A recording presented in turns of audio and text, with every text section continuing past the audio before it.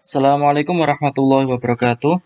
Apa kabar anak-anakku semua? Semoga kita diberi kesehatan oleh Allah Subhanahu wa taala sehingga dapat mengikuti pembelajaran dengan baik dan lancar.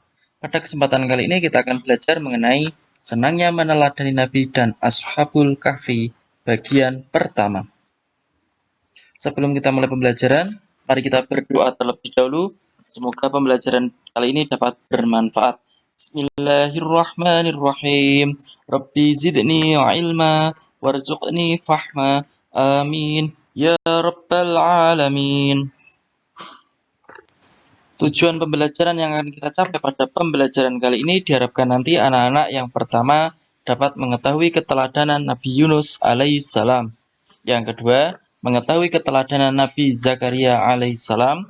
Yang ketiga, mengetahui keteladanan Nabi Yahya alaihissalam.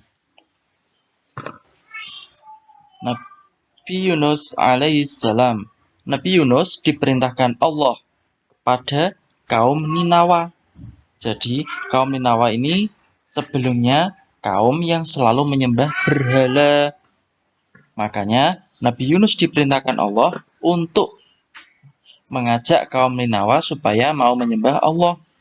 Tetapi dalam waktu yang sangat lama sekali beliau berdakwah, kaum Ninawa masih saja tetap tidak mau menyembah kepada Allah, tidak mau beriman kepada Allah. Hanya sebagian kecil sekali yang mau beriman kepada Allah. Karena itu, Nabi Yunus akhirnya putus asa dan meninggalkan kaumnya yang sudah berkali-kali diperingatkan tetap tidak mau beriman kepada Allah.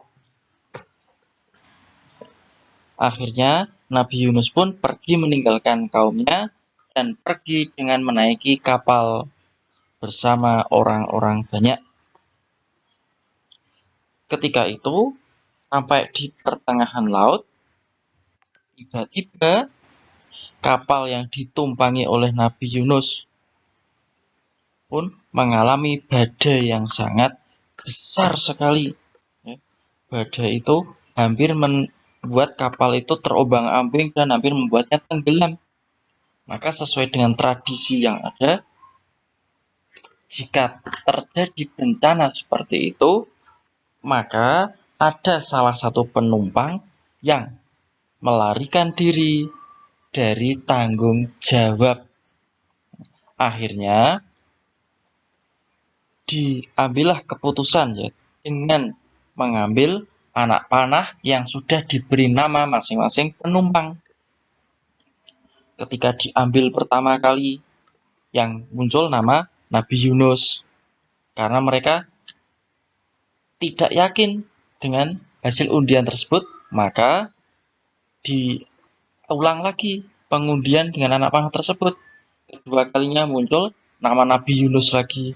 Ketiga kalinya muncul nama Nabi Yunus lagi. Akhirnya dengan berat hati mereka akhirnya merelakan Nabi Yunus untuk menceburkan diri ke dalam lautan. Ketika itu Nabi Yunus pun akhirnya melompat ke dalam lautan. Atas izin Allah, Allah memerintahkan ikan nun, ada yang menyebutnya dengan nama ikan paus, segera membuka mulut lebar-lebar dan Nabi Yunus pun masuk ke dalam mulut ikan tersebut. Selama 40 hari, 40 malam, Nabi Yunus selalu berdoa dan memohon ampun kepada Allah karena atas putus asanya dalam berdakwah kepada kaum Ninawa tersebut. Akhirnya setelah 40 hari, Nabi Yunus pun diselamatkan oleh Allah dan dikeluarkan dari mulut ikan. Dengan begitu, akhirnya Nabi Yunus pun kembali berdakwah dengan kesabaran yang sangat tinggi. Dia tidak mau mengulangi perbuatannya untuk putus asa lagi. Jadi, keteladanan yang dapat kita ambil dari Nabi Yunus, yang pertama, beliau sabar dalam menghadapi kaumnya.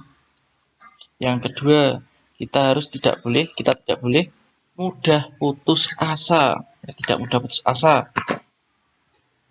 Yang ketiga, kita harus kerja keras untuk mencapai sesuatu. Dan yang keempat, kita harus meminta maaf jika kita bersalah. Soal yang pertama, mengapa Nabi Yunus meninggalkan kaumnya? Soal kedua, mengapa Nabi Yunus dilempar ke lautan? Soal ketiga, sebutkan keteladanan dari Nabi Yunus. Nabi Zakaria. Nabi Zakaria belum memiliki anak sampai usia lanjut, tetapi beliau selalu berdoa kepada Allah. Meskipun sampai usia yang sudah tua renta, belum dikaruniai seorang anak, tapi Nabi Zakaria selalu bersabar, selalu berdoa kepada Allah, tidak pernah mengeluh, tidak pernah memarah-marah kepada Allah.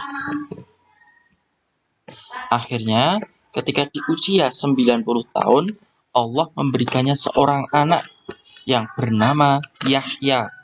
Yahya ini juga nantinya akan menjadi seorang nabi.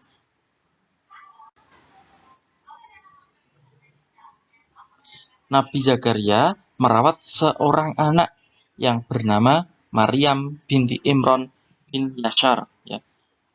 Maryam ini merupakan anak seorang yang soleh, yang juga dikaruniai anak ketika sudah berusia lanjut dan berjanji akan mengabdi kepada Allah. Makanya Maryam ini ditempatkan di Baitul Maqdis.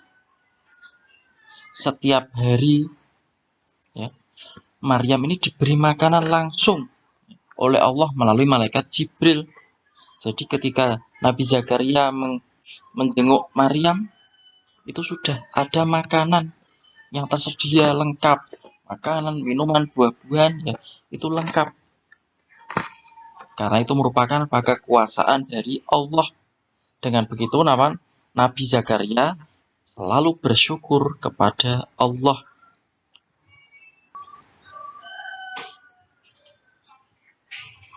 Keteladanan Nabi Zakaria. Yang pertama, sabar.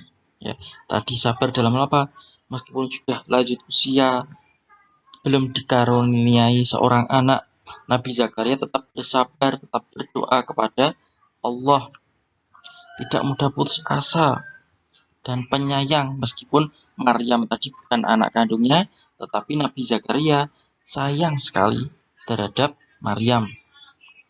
Soal keempat, mengapa Nabi Zakaria termasuk orang yang sabar? Nabi Yahya merupakan putra dari Nabi Zakaria. Beliau meneruskan dakwah ayahnya supaya kaumnya mau menyembah kepada Allah.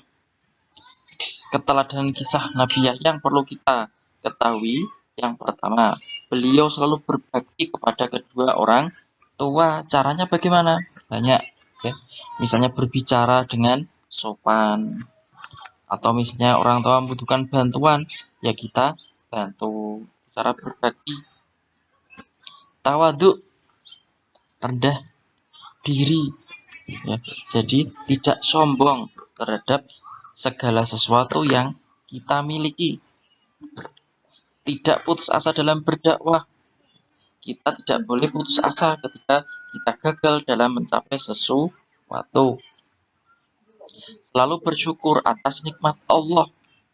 Apapun yang diberikan Allah kepada kita, baik sedikit maupun banyak, tetap kita syukuri.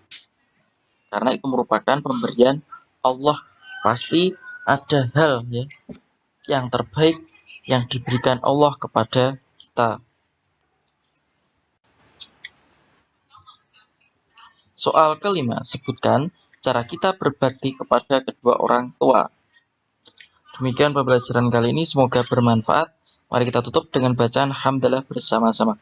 Alhamdulillahirabbil alamin. Wabillahi taufiq wal hidayah. Assalamualaikum warahmatullahi wabarakatuh.